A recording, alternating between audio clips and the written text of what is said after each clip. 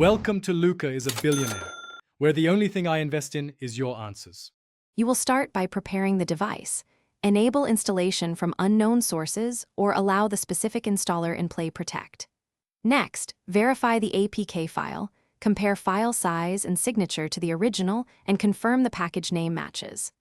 Also, make sure you have adequate storage and that the app supports your Android version.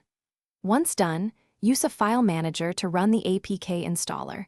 Allow requested permissions during the prompt. This setup prevents common immediate failures. You now tackle conflicts that block installation.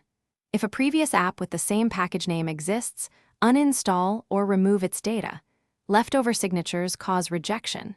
Then clear cache and data for the package installer and Google Play services to remove stale installer state.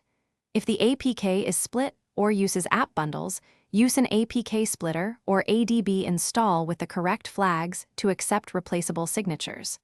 Once complete, retry installation and watch the installer logs finish by confirming the app's runtime permissions and that the installer has storage access when needed.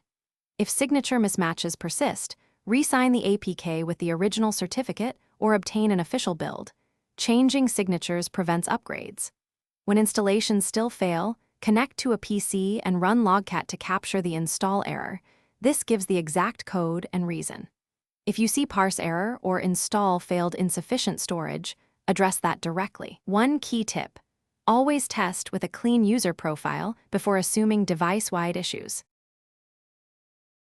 Thanks for watching and please subscribe. It's the best investment you'll ever make.